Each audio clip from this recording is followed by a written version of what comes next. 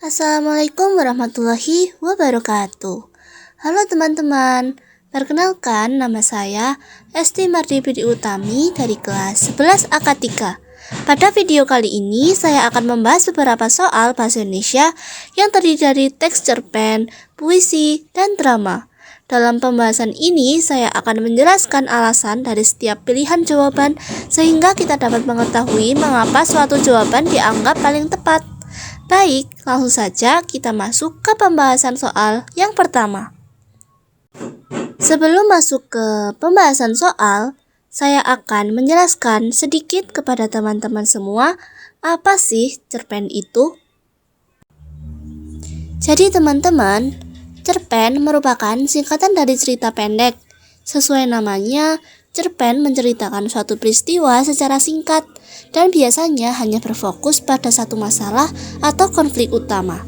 Dalam cerpen terdapat beberapa unsur penting seperti tokoh, watak, alur, latar, tema, dan amanat yang membantu pembaca memahami isi cerita. Kita masuk ke pembahasan soal. Bacalah cerita berikut. Pak G ini benar-benar seorang pejuang yang tak pernah melupakan cita-citanya. Cita-cita yang mana, Bu? Bahwa yang tak kalah penting dengan perang melawan penjajahan adalah perjuangan melawan kemiskinan dan kebodohan. Lah ini semua kan bukti keberhasilan beliau melawan kemiskinan. Ibu sendiri kenapa tidak mengikuti jejak Pak G? Sebagai mantan bagian dapur umum, saya tetap berjuang terus loh melawan kelaparan. Sumber kado istimewa Jujur Pranoto. Watak Pak G pada kutipan di atas diinformasikan melalui A. Ciri-ciri fisik tokoh, B. Lingkungan sekitar tokoh, C. Perbincangan tokoh lain, D. Perasaan tokoh, E. Reaksi tokoh-tokoh lain. Pada soal ini ditanyakan watak Pak G pada kutipan di atas diinformasikan melalui. Artinya, yang harus kita cari bukan watak Pak G apa, melainkan cara pengarang menyampaikan watak Pak G kepada pembaca. Sekarang kita lihat pilihan jawabannya satu persatu. Yang pertama, A, yaitu ciri-ciri fisik tokoh.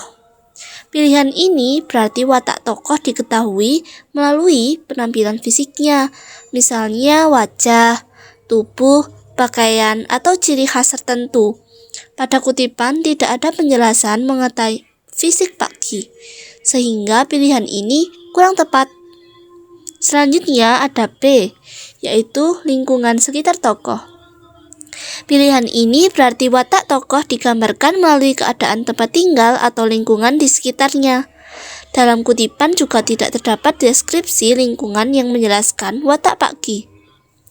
Selanjutnya C, perbincangan tokoh lain. Pilihan ini berarti watak tokoh diketahui melalui pembicaraan atau komentar tokoh lain. Pada kutipan terdapat tokoh yang mengatakan bahwa Pak G adalah pejuang yang tidak melupakan cita-citanya dan terus berjuang melawan kemiskinan dan kebodohan.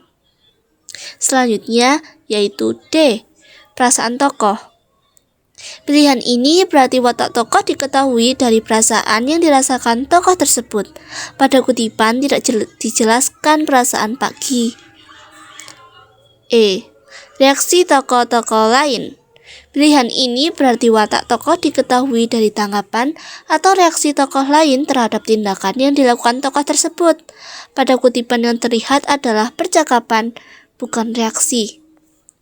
Setelah menganalisis semua pilihan, dapat disimpulkan bahwa watak Pak G disampaikan melalui perbincangan tokoh lain, sehingga jawaban yang benar adalah C. Selanjutnya ada puisi. Puisi merupakan karya sastra yang digunakan untuk menyampaikan pikiran dan perasaan penulis dengan pilihan kata yang indah dan memiliki makna tertentu. Dalam puisi, kita sering menemukan unsur seperti tema, diksi atau pilihan kata, majas, rima, serta amanat yang ingin disampaikan penyair kepada pembacanya. Kita masuk ke pembahasan soal. Bacalah puisi berikut. Rasa baru.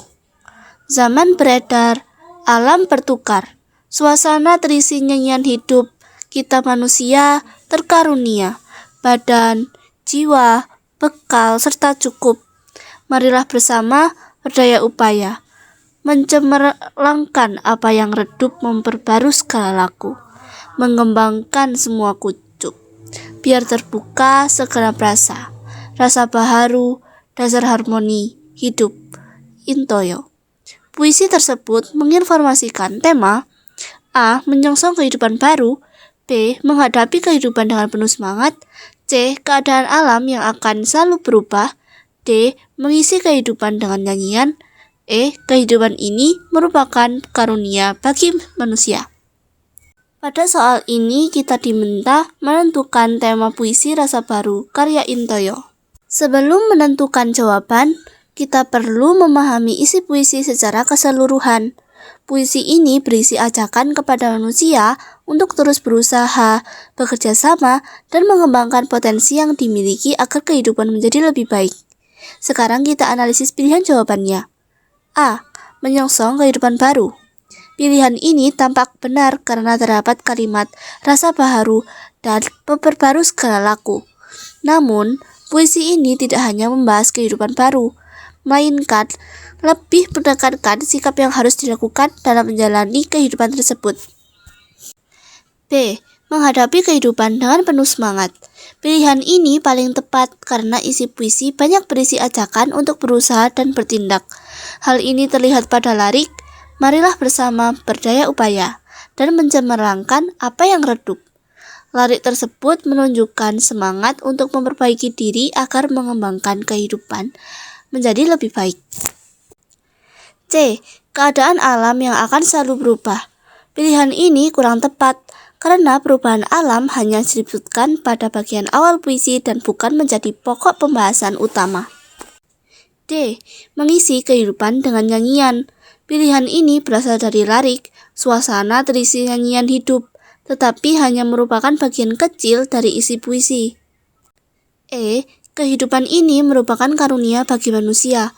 Pilihan ini juga kurang tepat karena hanya didukung oleh lirik kita manusia terkarunia dan bukan menjadi tema utama puisi.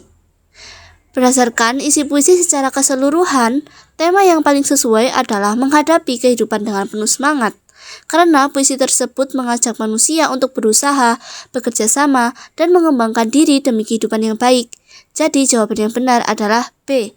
Menghadapi kehidupan dengan penuh semangat. Materi berikutnya adalah drama. Drama merupakan karya sastra yang disajikan dalam bentuk dialog antar tokoh. Drama biasanya menggambarkan kehidupan sehari-hari dan sering dipentaskan di atas panggung. Unsur-unsur yang terdapat dalam drama adalah tokoh, dialog, alur, latar, konflik, dan amanat. Kita masuk ke pembahasan soal.